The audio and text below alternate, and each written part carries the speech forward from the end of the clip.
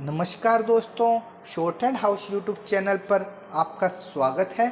यह डिक्टेशन रामधारी गुप्ता खंड सेकंड से 100 शब्द प्रति मिनट की गति से है। डिक्टेशन स्टार्ट होगी 5 सेकंड बाद।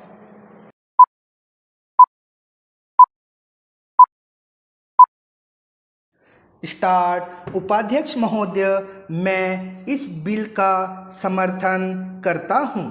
मुझे खुशी है कि कृषि मंत्री एक क्रांतिकारी बिल लाए हैं, लेकिन दुख है कि जैसा बिल लाया जाना चाहिए था वह अभी तक नहीं आया है।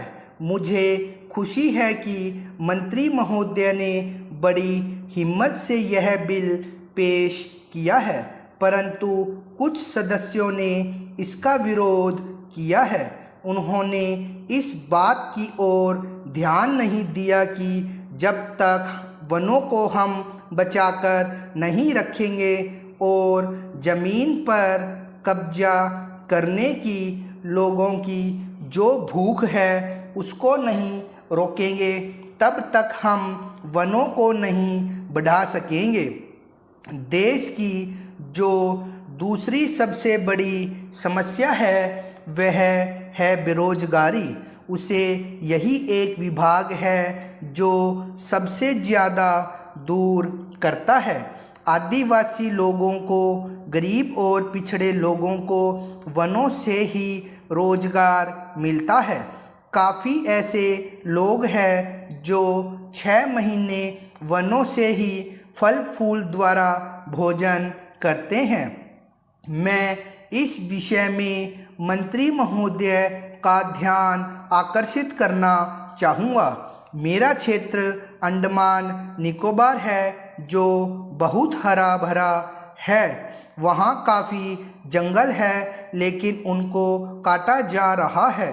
अगर इसको सही ढंग से रोकेंगे नहीं तो एक दिन ऐसा आएगा जब वर्षा भी वहाँ नहीं होगी। मैंने प्रधानमंत्री जी को इस विषय में जुलाई मास में एक पत्र लिखा था। उसमें मैंने कहा था कि हमारे यहाँ जंगलों की कुछ व्यवस्था की जाए। इसके बाद एक समिति बनी जिसको वहाँ जाकर सारी चीज़ों को देखना था। उसकी सिफारिश के अनुसार वहाँ काम होना था। इस समिति को बने हुए 6-7 महीने हो गए हैं, लेकिन यह समिति आज तक वहाँ नहीं जा सकी है। झगड़ा क्या है? झगड़ा यह है कि कनिष्ठ अधिकारी को इस समिति का अध्यक्ष बना दिया है। जो वरिष्ठ अधिकारी है वे कहते हैं कि हम इसके नीचे कैसे काम करेंगे, उनके साथ कैसे जाएंगे। इस वास्ते यह जो चीज़ है इसकी तरफ आपका ध्यान जल्दी से जल्दी जाना चाहिए और आपको इसको देखना चाहिए। हमारी जो अर्थ नीति है वह वनों पर आधारित है। जो गरीब लोग हैं उनका गुजारा इन वनों से ही चलता है। जो इमारतें हैं वे लकड़ी की ही बनती हैं।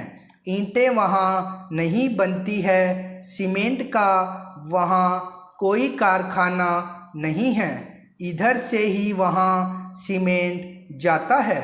उससे सरकारी काम भी पूरा नहीं हो पाता है, तो वह लोगों को कैसे मिल सकता है। आज सारे देश में एक चर्चा चल रही है कि अंडमान में बहुत टिम्बर है। असम से टिम्बर नहीं आता है क्योंकि वहीं से आ सकता है। इस वास्ते वहाँ पर भी इसका भाव बहुत ऊंचा हो गया है और वह असम से टिम्बर न आने की वजह से हुआ है। लकड़ी के दाम आज इतने अधिक बढ़ चुके हैं कि बेचारे गरीब लोगों को तो अपने घर बनाने में भी बहुत बड़ी कठिनाई का सामना करना पड़ रहा है। सभापति महोदय, मैं सदन का ज़्यादा समय नहीं लूँगा। मैं केवल एक दो बातों की ओर वित्त मंत्री और सरकार का ध्यान खींचना चाहता हूँ। आज बिजली के मामले में राजस्थान की हालत बहुत नाजुक है। खास तौर से पिछले 5-7 दिनों से गांव में परेशानी बहुत बढ़ गई है। मैंने देखा है कि कई जिलों में पिछले दिनों से बिजली नहीं है। नतीजा यह हुआ है कि जो फसल बोई गई है उसको पानी नहीं मिल पाया है। वहाँ पहले से ही अकाल की स्थिति है। बिजली ठीक तरह से न मिलने के कारण किसानों की फसल बर्बाद हो रही है। इसलिए बिजली को और अधिक फैलाने की बात को छोड़कर सरकार उसकी पूर्ति को नियमित करे। उधर से जो माननीय सदस्य बोलते हैं वे बातें करीब करीब वही करते हैं जो हम कर रहे हैं। दोनों में कोई फर्क नहीं है। वे भी कहते हैं कि महंगाई है, बेकारी है और हालत खराब है। सरकार की तरफ से भी हर एक वक्तव्य को इसी वाक्य से शुरू किया जाता है कि उसे विरासत में खराब हालत मिली है जिसे सुधारने में समय लगेगा। मैं निवेदन करना चाहता हूं कि सरकार एक अवधि निर्धारित कर दे कि वह कब इस पहले वाक्य को बोलना छोड़ देगी। हम सरकार का विरोध नहीं करेंगे।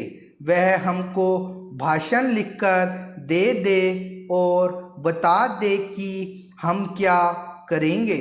हम वैसे ही इस सदन में और बाहर जनता के सामने बोलेंगे, लेकिन वह देश की हालत को सुधारे।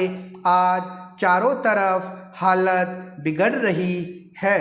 आज गांवों में कोई व्यवस्था नहीं है। सरकार हम लोगों को कब तक दोष देती रहेगी।